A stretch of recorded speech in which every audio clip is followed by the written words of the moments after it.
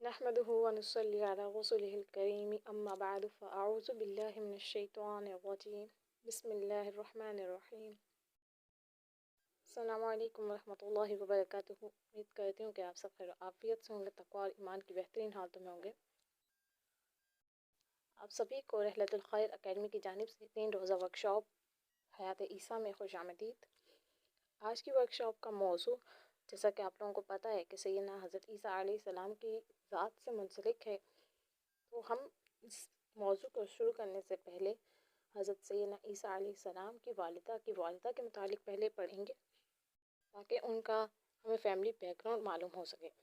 آل عمران کی آیت نمبر 33 میں اللہ سبحانہ و تعالیٰ نے ذکر فرمایا، بے شک اللہ نے آدم کو، نوح کو اور ابراہیم کی اولاد کو اور عمران کی اولاد کو سارے جہاں سے پسند کیا۔ اسی کے بعد اللہ تبارک و تعالیٰ نے ارشاد فرمایا، جو ایک دوسرے کی اولاد تھے اور اللہ سبحانہ و تعالیٰ جاننے والا سننے والا ہے۔ جب عمران کی عورت نے کہا، اے میرے رب، جو کچھ میرے پیٹ میں ہے سب سے آزاد کر کے میں تیری نظر کرتی ہوں، سو تو مجھ سے قبول فرما، بے شک تو ہی سننے والا اور جاننے والا ہے۔ پھر جب اس نے جنا تو کہنے لگی، اے میرے رب، میں نے تو لڑکی جنی ہے اور جو کچھ اس نے جنا ہے اللہ سبحانہ و تعالیٰ اسے خوب جانتا ہے، اور بیٹا بیٹی کی طرح نہیں ہوتا، اور میں نے اس کا نام مریم رکھا ہے، اور میں اسے اور اس کی اولاد کو شیطان مردود سے بچا کر تیری پناہ میں دیتی ہوں۔ اگلی آیت میں اللہ سبحانہ و تعالیٰ نے جو قرآن کریم میں ذکر فرمایا، پھر اسے اس کے رب نے اچھی طرح سے قبول کیا۔ اب یہاں پر مریم علیہ السلام کی بات ہو رہی ہے کہ اللہ سبحانہ و تعالیٰ نے انہیں اچھی طرح سے قبول کیا اور اسے اچھی طرح سے بڑھایا، اور وہ زکریا کو سونپ دی۔ جب زکریا اس کے پاس حجرے میں آتے تو اس کے پاس کچھ کھانے کی چیزیں پاتے اور کہتے، اے مریم، تیرے پاس یہ کھانے کی چیزیں کہاں سے آئی؟ وہ کہتی، یہ اللہ کے ہاں سے آئی ہیں، اللہ جب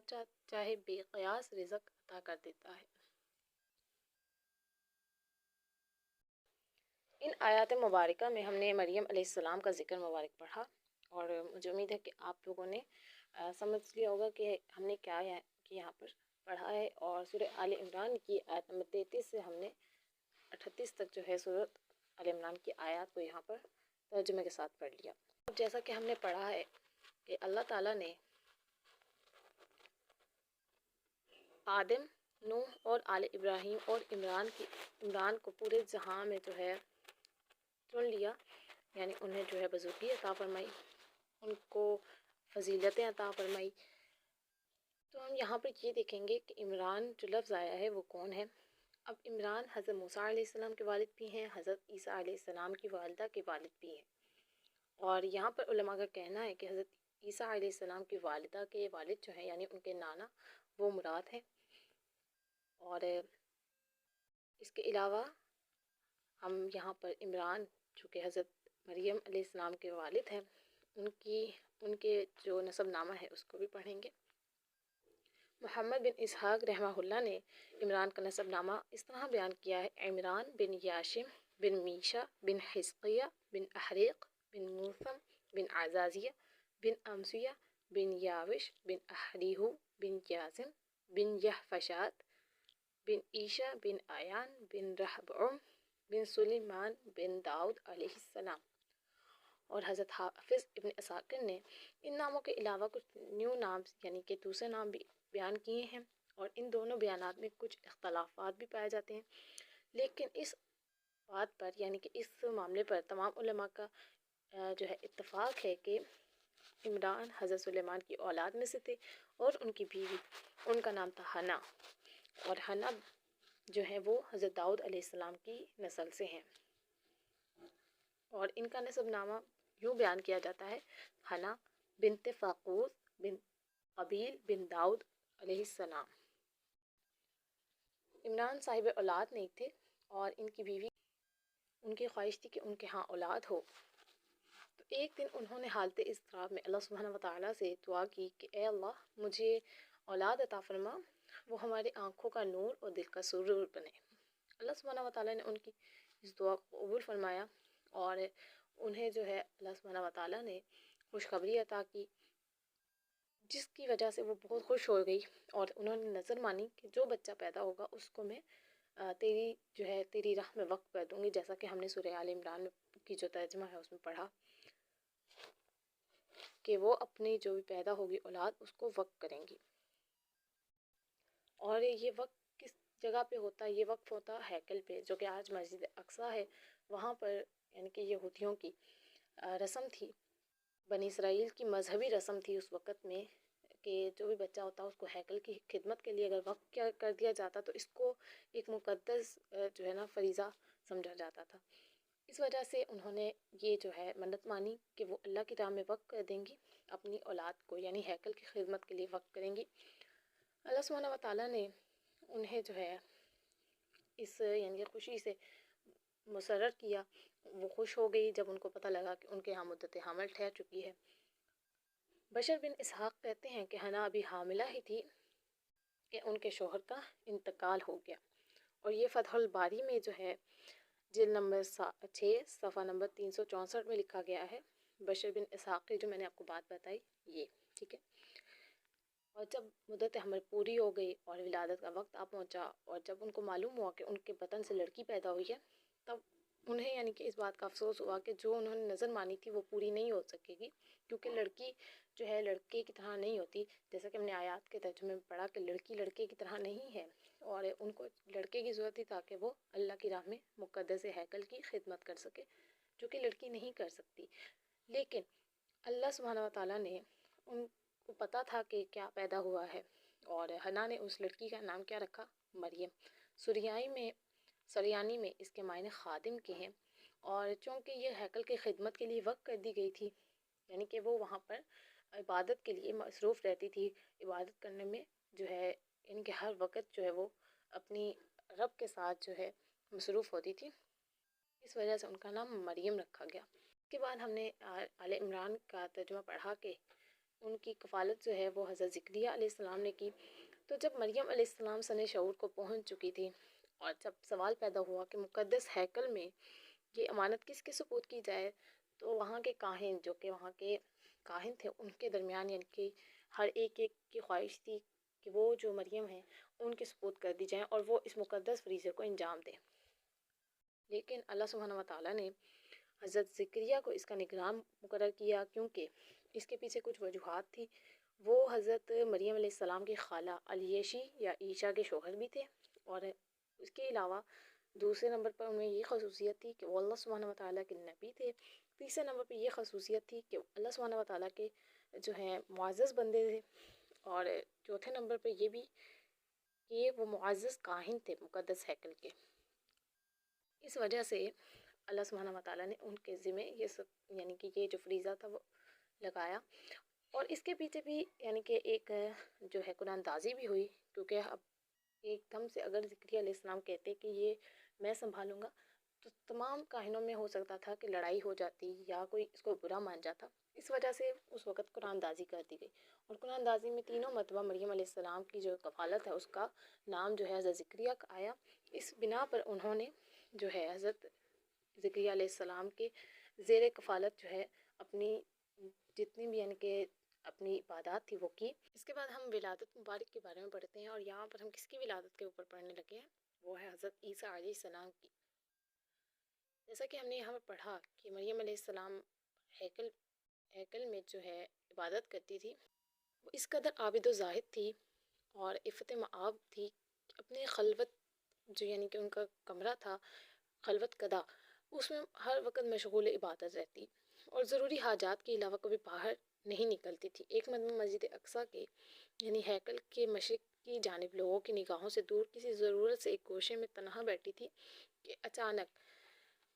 ایک انسانی شکل میں فرشتہ ظاہر ہوتا ہے۔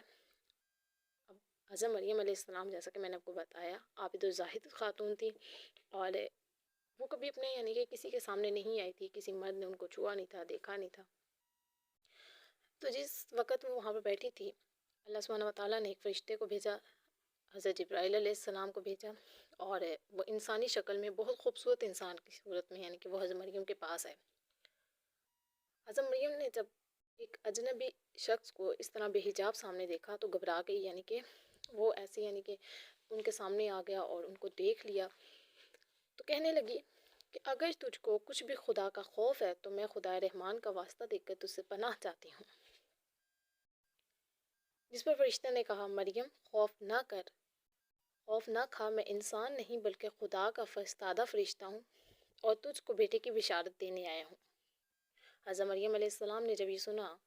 تو وہ تعجب کرنے لگی کہ میرے لڑکا کیسے پیدا ہو سکتا ہے، یعنی کہ میرے ہاں اولاد کیسے ہو سکتی ہے، جبکہ مجھے تو آج تک کسی مرد نے ہاتھ نہیں لگایا، اس لیے کہ تو نہ تو میں نے نکاح کیا ہے اور نہ میں زانیہ ہوں۔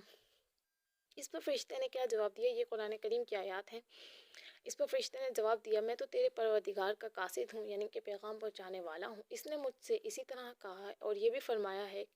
کہ یہ میں اس لیے کروں گا کہ تجھ کو اور تیرے لڑکے کو یعنی عیسیٰ علیہ السلام کو دنیا والوں کے لیے اپنی قدرت کاملہ کے اعجاز کا نشانہ بنا دوں، اور لڑکا میری جانب سے رحمت ثابت ہوگا، اور یہ فیصلہ میرا اٹل ہے۔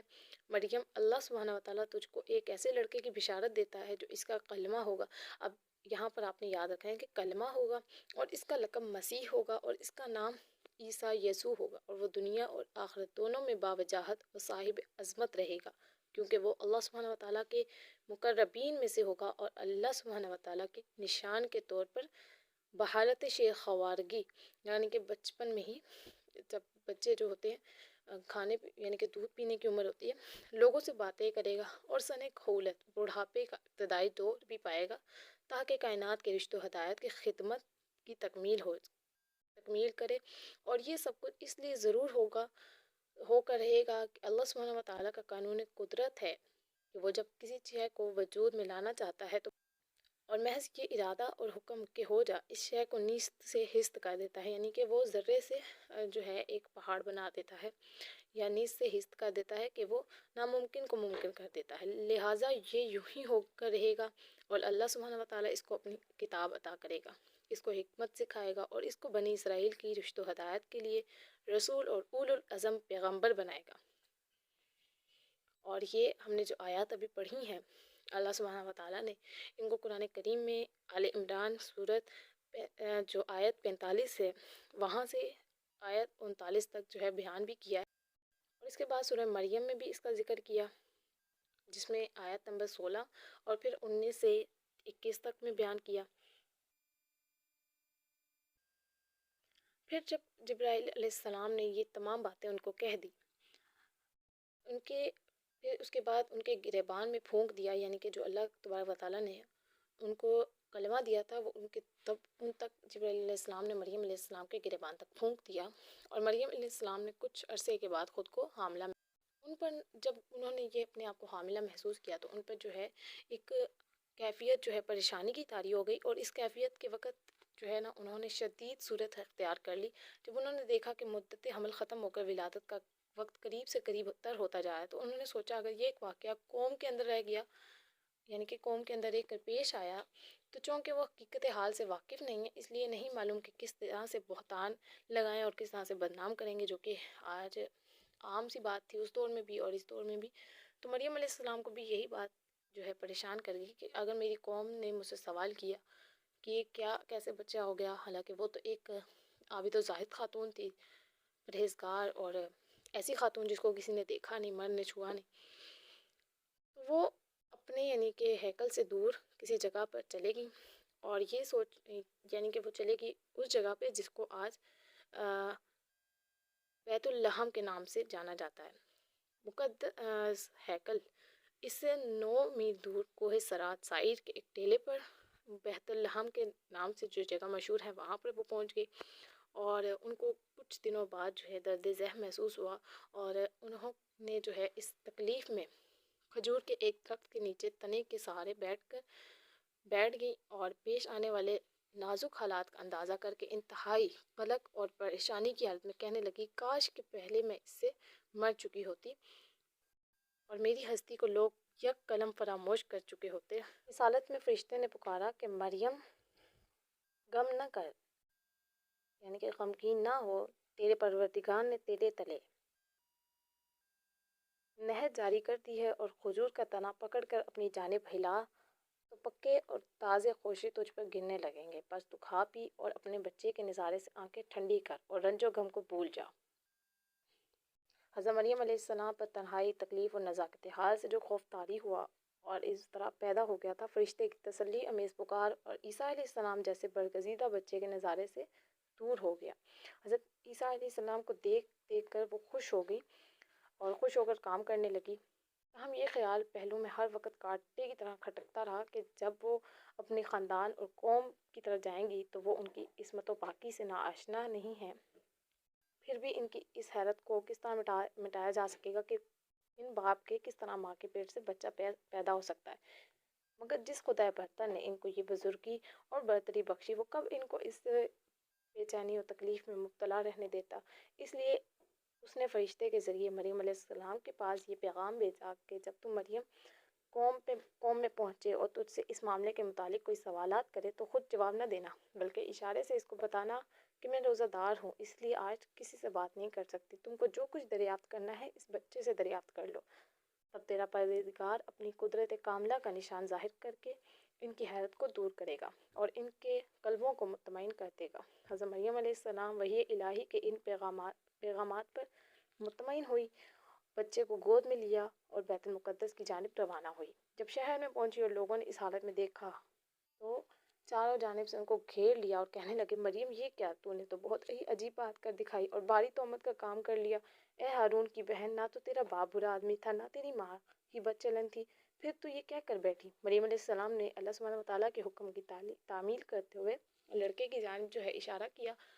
اور جو کچھ دریافت کرنا ہے وہ اس سے معلوم کر لو، میں آج روزے دار ہوں۔ بنی اسرائیل کے یہاں روزے میں خاموشی بھی عبادت میں داخل ہوا کرتی تھی، اس لیے انہوں نے خاموشی کا روزہ رکھا۔ لوگوں نے یہ دیکھ کر انتہائی تعجب کے ساتھ کہا، ہم کس طرح ایسے شیرخوار بچے سے باتیں کر سکتے ہیں جو ابھی ماں کی گود میں بیٹھنے والا ہے؟ مگر بچہ فوراً بول اٹھا، جو کہ حضرت عیسیٰ علیہ السلام تھے، میں اللہ کا بندہ ہوں، اللہ نے اپنے فیصلے تقدیر میں مجھ کو کتاب انجیل دی ہے، نبی بنایا ہے اور اس نے مجھ کو مبارک بنایا ہے، خواہ میں کسی حال اور کسی جگہ بھی ہوں، اس نے مجھ کو نماز زکوٰۃ کا حکم دیا ہے اور جب تک میں زندہ ہوں یہی میرا شعار ہوگا، اور اس نے مجھ کو اپنی ماں کا خدمت گزار بنایا ہے اور خود سر اور نافرمان نہیں بنایا۔ اس کی جانب سے مجھ کو سلامتی کا پیغام ہے جس دن کہ میں پیدا ہوا اور جس دن میں مروں گا۔ اللہ سبحانہ وتعالیٰ حضرت عیسیٰ علیہ السلام کی ذات پر ہم تمام امت مسلمہ کی طرف سے کروڑوں سلامتیاں اور درود نازل فرمائے، آمین۔ اور پھر انہوں نے فرمایا کہ جس دن کہ پھر اٹھایا جاؤں گا۔ اس واقعے کو سورہ تحریم اور سورہ مریم میں اللہ سبحانہ وتعالیٰ نے جو ہے تفصیل کے ساتھ ذکر فرمایا ہے، میں نے جو آپ کو پیچھے بتا دیا ہے سارا کا سارا۔